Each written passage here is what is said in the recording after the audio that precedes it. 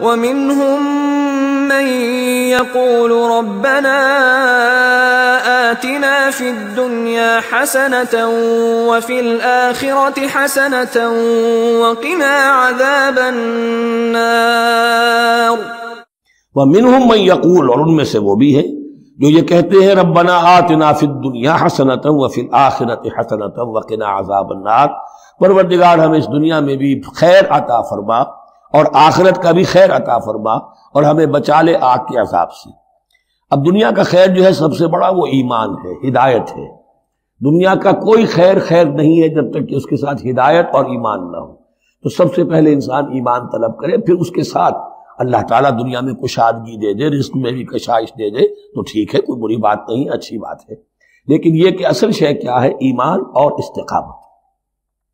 یہ نوٹ کر لیجئے، یہی وہ دعا ہے جو یعنی رکن یمانی سے لے کر جو بھی ہر چکر ہوتا ہے اس کا طواف کا، تو رکن یمانی سے لے کر حجر اسود تک کا جو دورہ ہے، اس میں یہ دعا مانگی جاتی ہے، ربنا آتنا فی الدنیا حسنۃ وفی الآخرۃ حسنۃ وقنا عذاب النار۔